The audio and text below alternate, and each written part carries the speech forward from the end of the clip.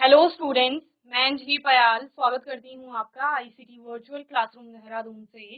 कैसे हैं आप सब लोग? उम्मीद करती हूँ आप सब लोग अच्छे होंगे और अपनी लाइफ में बहुत बेहतर कुछ कर रहे होंगे। आज हम बात कर रहे हैं क्लास 7th के साइंस की, और जैसा कि आप लोग जानते हैं चैप्टर चल रहा है फिजिकल एंड केमिकल चेंज, यानी भौतिक एवं रासायनिक परिवर्तन के बारे में हम लोग यहाँ पर पढ़ रहे हैं, ठीक है ना।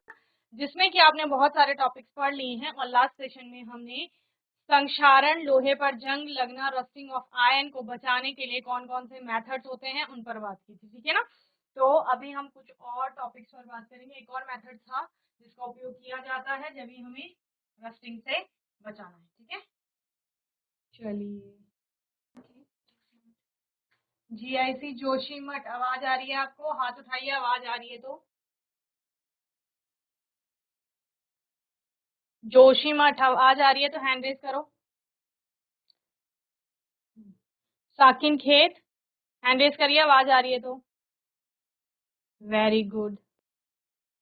यहाँ पर पेंट किया जाएगा। सबसे पहले मैंने आपको बताया था, लोहे की कोई वस्तु है, अगर हम उस पर पेंट कर देते हैं तो उसको ऑक्सीजन या नमी के संपर्क में आने से रोक दिया जाता है, और जब ऑक्सीजन और नमी का संपर्क टूट जाएगा तो लोहे की वस्तु पर आपका जंग नहीं लगेगा, ठीक है ना। दूसरा था हमारा यहाँ पर कि ऑयलिंग या ग्रीसिंग की जाती है लोहे के सामान की, जिससे कि उस पर नमी आपका संपर्क में उसके ना आ पाए, और नमी के संपर्क में नहीं आएगी वो वस्तु तो उस पर जंग नहीं लगेगा, ठीक है ना। थर्ड था आपका गैल्वेनाइजेशन, जिसको कि यशद लेपन कहा जा रहा था। जीआईसी चंबा से आदर्श ने इसके बारे में हमें बताया था। और क्या था ये यशद लेपन? लोहे की वस्तु पर जिंक की परत चढ़ाई जाती है। जिंक जो कि लोहे से अधिक अभिक्रियाशील है, ये मैंने आपको लास्ट सेशन में बताया था अभिक्रियाशील से क्या तात्पर्य है। और जब लोहे की वस्तु पर आपका जिंक की परत चढ़ा दी जाती है तो अब जिंक क्या होगी? आपकी ऑक्सीजन के और नमी के कांटेक्ट में आएगी, जिससे जिंक के बाहर एक और परत जिंक ऑक्साइड की बन जाएगी, और अब वो लोहा अंदर सुरक्षित है, उसका संक्षारण नहीं होगा, उस पर जंग नहीं लगेगा, ठीक है ना। चलिए, तो इस तरह से क्या किया जाता है, लोहे की कोई वस्तु होती है उसको पिघले हुए जिंक में डुबोया जाएगा, और जब डुबोकर हम लोग बाहर निकालेंगे लोहे के सामान को तो उस पर जिंक की एक लेयर आ जाएगी, ठीक है ना। अब वस्तु आपकी सुरक्षित हो गई है। हालांकि जिंक आयन से ज्यादा अभिक्रियाशील है, लेकिन जिंक का हवा में उपस्थित ऑक्सीजन के साथ प्रतिक्रिया से क्या तात्पर्य है? अभिक्रिया, ठीक है ना। कर जिंक ऑक्साइड बनाता है, जिसकी एक पतली परत जिंक पर चढ़ जाती है, जो जिंक के निचली परत को आगे ऑक्सीजन के साथ अभिक्रिया करने से रोकता है। यही मैंने बोला था ना, देखो क्या हो रहा है, समझो। बहुत बड़ी चीज नहीं है, कोई लोहे की वस्तु है, इस पर आपने क्या किया? जिंक की परत चढ़ा दी, ठीक है ना। अब ऑक्सीजन और नमी H2O ये दोनों इससे अभिक्रिया करेंगे और इसके बाहर एक और परत बना देंगे जो किसकी होगी? जिंक ऑक्साइड की। तो ये आयन था, ठीक है, जो रेड कलर का है, लोहा है, ठीक है। लोहे के बाहर जिंक की परत, ये ब्लैक कलर की, और उसके बाहर ये क्या आ गया? जिंक ऑक्साइड आ गया। तो अब हमें किसको बचाना था? हमें लोहे की वस्तु को सुरक्षित करना था, यानी जंग से बचाना था, तो वो आपका सेफ है अंदर, ठीक है। यही कारण है कि पानी की लाइनों में उपयोग किए जाने वाले लोहे के पाइप को गैल्वेनाइज्ड किया जाता है। कभी आपने जो पाइप लाइन्स होती हैं जिनमें पानी आपका जाता है, उनको ध्यान से देखा होगा, वो होते लोहे के हैं, पर उन पर एक प्रकार की चमक आपको दिखाई देती है, तो वो क्या है? वो जिंक की लेयर उन पर चढ़ी हुई होती है, ठीक है, जो कि उनको जंग लगने से बचाती है। दूसरी आती है आपकी यहाँ पर एक और, इलेक्ट्रोप्लेटिंग। क्या आती है? इलेक्ट्रोप्लेटिंग। इलेक्ट्रोप्लेटिंग क्या होता है? लोहे से बने सामानों के ऊपर टिन या क्रोमियम की परत चढ़ाने की प्रक्रिया को टिन या क्रोमियम प्लेटिंग भी आपका कहा जाता है। देखो, गैल्वेनाइजेशन में आपने क्या बोला? लोहे की वस्तु पर जिंक की परत चढ़ाई जाएगी, ठीक है, और इलेक्ट्रोप्लेटिंग में टिन या क्रोमियम की आपकी परत चढ़ाई जा रही है, ओके। लोहे से बने सामानों पर टिन या क्रोमियम की परत जो चढ़ाई जा रही है उसको इलेक्ट्रोप्लेटिंग भी आपका कहा जाता है, या इलेक्ट्रोप्लेटिंग की प्रक्रिया के द्वारा ये परत उन पर चढ़ाई जाती है, ओके।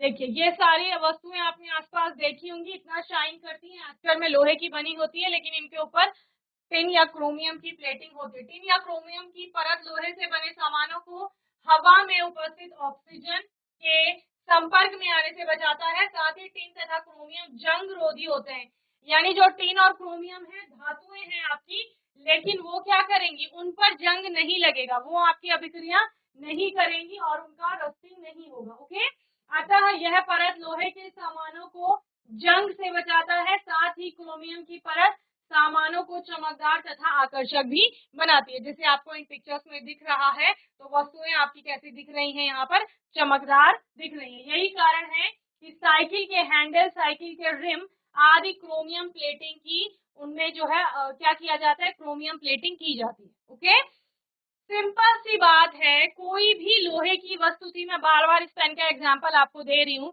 ये लोहे की वस्तु है जिसको मैं खरीद कर लाई हूँ और हम चाहते हैं कि इस पर जंग ना लगे। तो सबसे पहले हमने क्या किया, इस पर पेंट कर दिया। जब हमने इस पर पेंट किया तो पेंट करने से क्या हुआ, इसके ऊपर एक और सतह हमें दिखाई देती है पेंट वाली, है ना। तो इस पर ऑक्सीजन और जो आपका नमी है वो इस तक नहीं पहुंच पाएगा। क्यों, क्योंकि ऊपर पेंट की लेयर है ना, तो वो पेंट से ही टकराएंगे, वो लोहे से नहीं टकराएंगे, समझ रहे हैं, तो जंग नहीं लगेगा। दूसरा, आपने क्या बोला, ऑयलिंग या ग्रीसिंग करेंगे, तो ऑयलिंग या ग्रीसिंग करने से भी नमी जो आ रही है, पानी जो है वो यहाँ तक नहीं पहुंच पाएगा। ठीक है, उसके बाद हमने क्या कहा, जिंक की परत, इसको हमने पिघले हुए जिंक में डुबो दिया, उसको बाहर निकाला तो जिंक की एक परत चढ़ गई इस पर। अब क्या होगा, अब भी आपके लोहे पर नमी और ऑक्सीजन उसके संपर्क में नहीं आ पाएंगी। तो वो क्या थी, वो गैल्वेनाइजेशन थी। और चौथा हमने यहाँ पर क्या पढ़ा कि क्रोमियम या टिन की प्लेटिंग कर देंगे और उससे भी आपका क्या होगा, लोहे पर जंग नहीं लगेगा। क्लियर है, तो ये 4 विधियों के बारे में हम लोगों ने यहाँ पर पढ़ा, इसको नोट करेंगे आप लोग जल्दी से।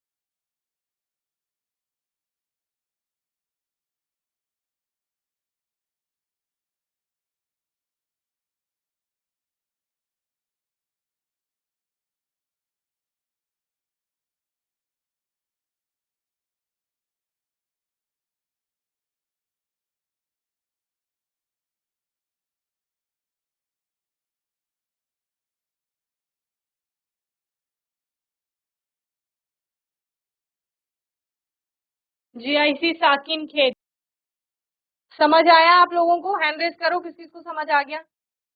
लोहे पर जंग लगने से कैसे बचाएंगे, ठीक है, वेरी गुड। क्या करेंगे, या तो पेंट कर देंगे, हैंड्स डाउन, या तो पेंट करेंगे, ऑयलिंग ग्रीसिंग हो सकती है, और यशद लेपन, गैल्वेनाइजेशन जिसे कहा जा रहा है, जिसमें जिंक की परत चढ़ाएंगे, वो करेंगे, या फिर इलेक्ट्रोप्लेटिंग आपकी होती है। ठीक है, ये 4 हम लोग करेंगे और लोहे का जो सामान है वो हमारा सुरक्षित हो जाएगा, किससे, आपका जंग लगने से। ओके, अब है हमारा मिश्रात्वन या मिश्र धातु के रूप में हम उसको परिवर्तित करेंगे, जिसे कहा जाता है आपका अलॉइंग। क्या कहा जाता है, अलॉइंग, या अलॉय फॉर्मेशन भी कहा जाता है। ठीक है, तो जो धातुएं होती हैं, कोई भी जैसे धातु, जैसे लोहा है, हम लोग क्या करते हैं, जीआईसी साकिन के, ध्यान से सुनेंगे, हम लोग क्या करते हैं, लोहे के बर्तनों का यूज करते हैं खाना वगैरह बनाने के लिए, लेकिन लोहे पर क्या होता है, आपका जंग लग जाता है।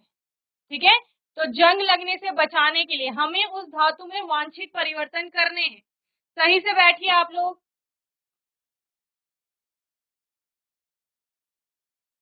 जीआईसी पटकोट, आवाज आ रही है आपको, हैंड रेज करो, आवाज आ रही है तो। जीआईसी पटकोट,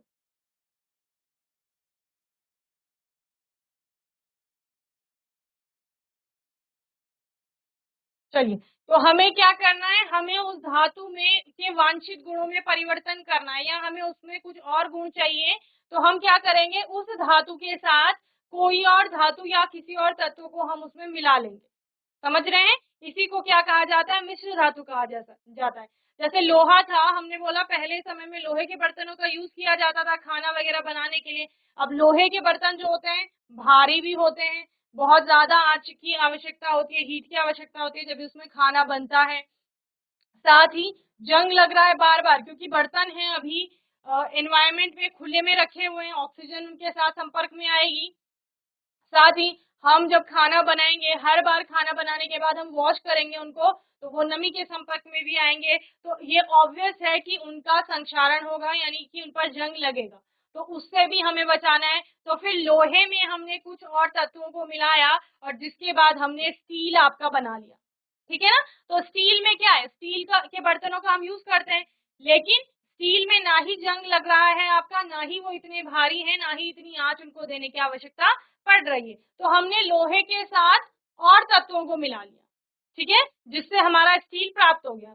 तो मिश्रात्वन या अलॉइंग क्या है, जब दो या दो से अधिक धातुओं को या फिर धातु के साथ किसी और तत्व को मिला करके एक नया आपका पदार्थ बन रहा है, एक समांगी मिश्रण बन रहा है, जिसको मिश्र धातु कहा जाता है। और उस मिश्र धातु के गुण अब वो हैं जो हमें चाहिए थे उसमें, ठीक है। जो पहले धातु में वो गुण नहीं देखने को मिल रहे थे, जैसे लोहे में हमें ये गुण नहीं मिला कि उसका संक्षारण ना हो, तो हम चाह रहे थे ऐसा कि संक्षारण ना हो, तो हमने स्टील बना लिया। हम चाह रहे थे कि लोहा हल्का हो जाए, तो हमने स्टील बना लिया। हम चाह रहे थे कि हम कम आंच में भी आपका खाना अच्छे से बना ले, बहुत ज्यादा ऊष्मा हमारी व्यय न हो, ठीक है ना, तो हमने स्टील बना लिया। तो इस तरह से हमने क्या किया, परिवर्तन किए, वांछनीय परिवर्तन किया, और हमने क्या, जो गुण हमको चाहिए थे वो हमने उस मिश्र धातु में प्राप्त किए। तो दो या दो से अधिक धातुओं के समांगी मिश्रण बनाने की प्रक्रिया, तो ये आवश्यक नहीं है कि दोनों धातुएं ही हो या केवल धातुओं को आपस में मिक्स करके आप मिश्र धातु बनाएंगे। कभी कभी धातु के साथ अधातु को भी मिलाना पड़ता है, और तब आपका क्या बनता है, मिश्र धातु बनती है। और मिश्र धातु को बनाने की जो प्रक्रिया है उसी को अलॉइंग या मिश्रात्वन कहा जा रहा है। मिश्रात्वन से धातु के गुण में वांछित सुधार लाया जाता है, ठीक है ना। हमें जो गुण चाहिए थे, जो चीजें हमें सही करनी थी, वो हमने कर ली, ओके। यही आपका क्या है, मिश्रात्वन है, ठीक है ना। जैसे स्टेनलेस स्टील, मैंने स्टील की बात की, स्टेनलेस स्टील है आपका,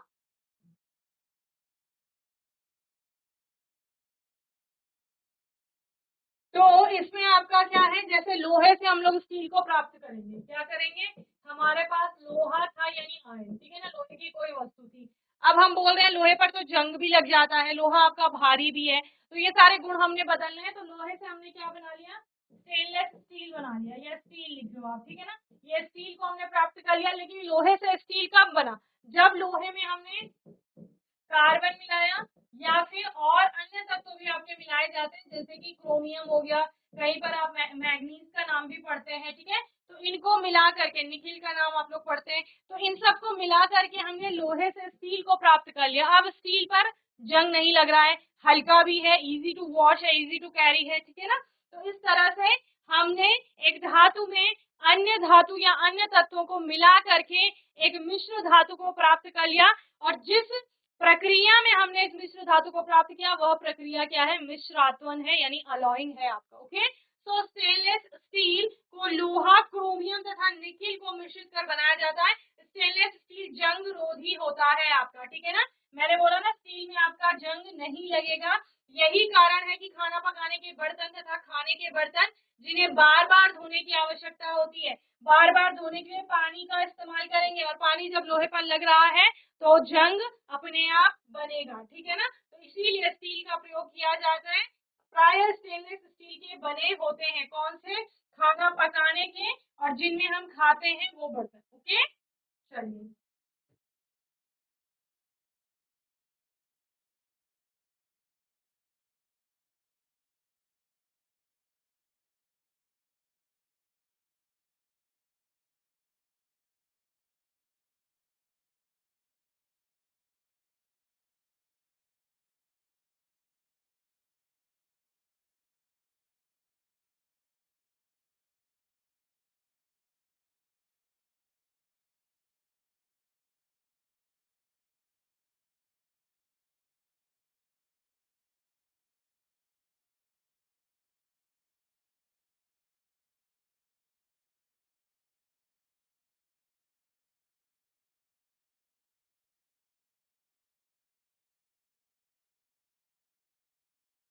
नेक्स्ट है आपका क्रिस्टलाइजेशन या क्रिस्टलीकरण किसे कहा जाता है।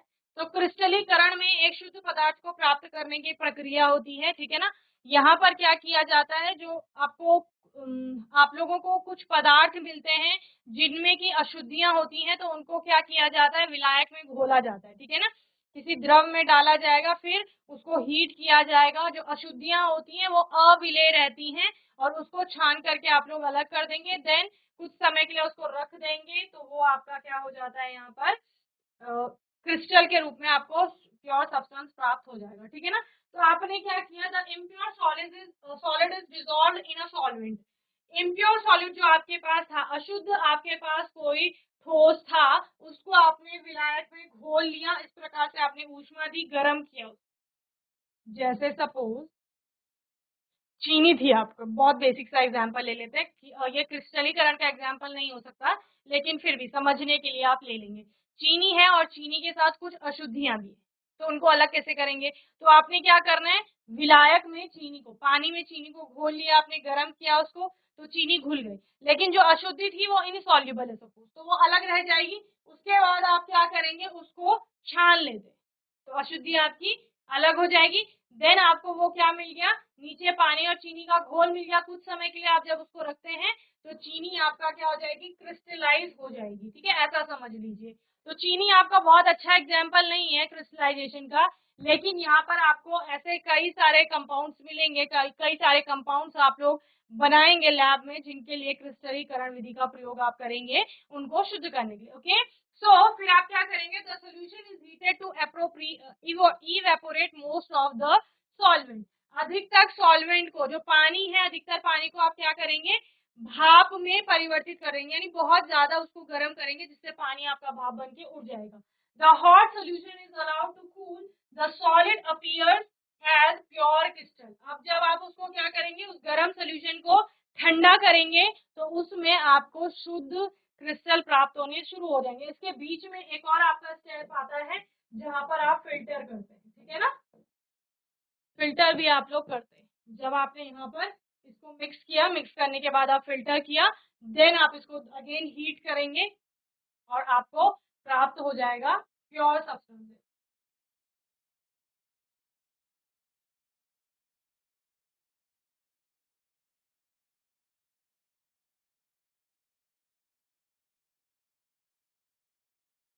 GIC सियालदे, आवाज आ रही है आपको, हैंड रेज करिए, आवाज आ रही है तो सियालदे।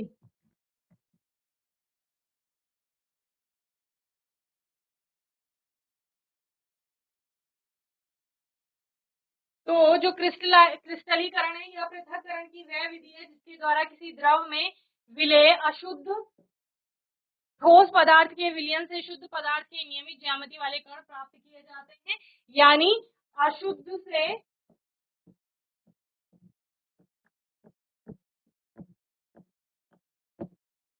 शुद्ध पदार्थ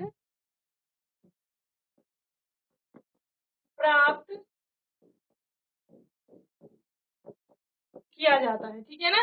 शुद्ध पदार्थ प्राप्त करने के लिए गर्म द्रव में जितना भी अशुद्ध पदार्थ घुल सके घोल लिया जाता है। इसके पश्चात घोल में से अघुलनशील अशुद्ध पदार्थों को फिल्टर द्वारा छान लिया जाता है। अब संतृप्त गर्म घोल को ठंडा करने पर शुद्ध ठोस पदार्थ के क्रिस्टल प्राप्त हो जाते हैं, ठीक है ना। तो यही आपका क्रिस्टलीकरण है आपका। चलिए, तो ये चैप्टर आपका यहाँ पर समाप्त होता है। आने वाले सेशन में हम लोग इसके MCQs पर बात करेंगे, क्वेश्चन आंसर्स पर बात करेंगे, ठीक है ना। और आपका कोई भी डाउट होगा, क्वेश्चन होगा, तो आने वाले सेशन में आप लोग पूछ लेंगे। और तब तक के लिए ICT वर्चुअल क्लासरूम से जुड़ने के लिए धन्यवाद।